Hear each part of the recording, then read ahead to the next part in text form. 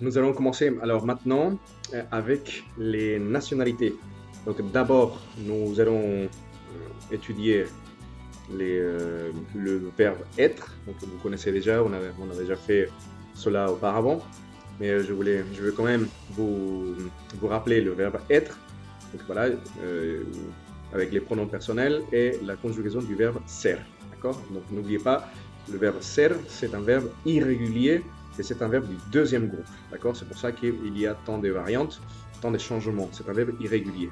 Mais de toute façon, si vous l'apprenez dès maintenant, normalement, il n'y aura pas de problème par la suite. Voilà, donc on va voir le verbe être. Donc c'est ser. Yo soy. Yo soy. Tú eres. Él es. Ella es. Nosotros somos. Vosotros sois. Ellos son. Ellas son. Voilà, quand je vous ai donné le verbe être, la conjugaison du verbe être la première fois, et on a déjà fait deux verbes réguliers, le verbe se présenter et le verbe s'appeler. Je ne vous ai pas donné donc il y a deux pronoms personnels que vous devez connaître aussi.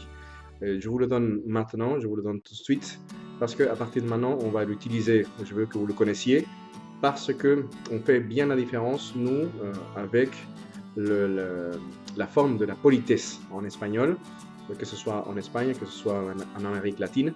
Donc on a cette formule de politesse, donc c'est le pronom personnel usted. Donc, usted au singulier, donc usted, c'est la formule de politesse pour traduire vous. Vous, monsieur, monsieur Olivar, vous êtes mexicain, par exemple, on dit usted.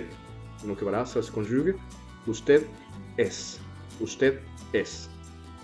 D'accord? Ça se conjugue comme la troisième personne du singulier il, elle. C'est pour ça que je ne vous l'ai pas donné avant, mais bon, c'est exactement la même conjugaison, donc, mais ça existe, sachez-le, ça existe au singulier et aussi au pluriel. En espagnol, nous avons donc vous en singulier, monsieur, vous un tel, vous, monsieur Olivar, monsieur Dupont, monsieur usted, usted. Donc, et aussi, nous l'avons au pluriel. Vous avez le même mot en français, mais en espagnol, nous avons la différence, on fait la différence avec le singulier, la formule de politesse, et au pluriel. Usted devient ustedes, ustedes. Et c'est la même conjugaison que la troisième personne du pluriel. Il, elle, donc ustedes. Ustedes son, par exemple. Voilà, si je récapitule, donc où est-ce qu'on place ces deux pronoms personnels? Voilà, on le mettrait ici normalement. Donc, yo soy, tú eres, él es, ella es, usted es, nosotros somos, vosotros sois, ellos son, ellas son, ustedes son.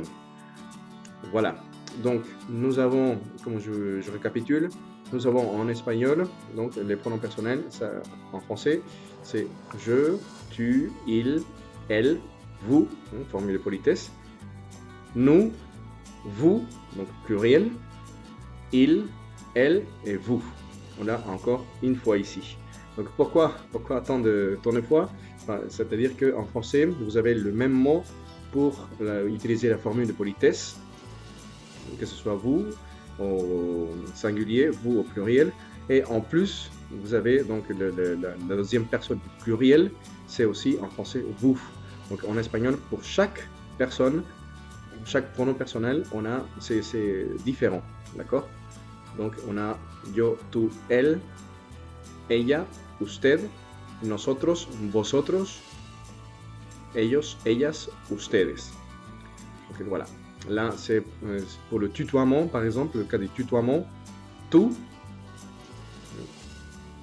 tu, et au pluriel, le tutoiement au pluriel, c'est vosotros, en espagnol, vosotros. Vous traduisez par vous, mais en espagnol, on a vraiment le pronom qui va avec.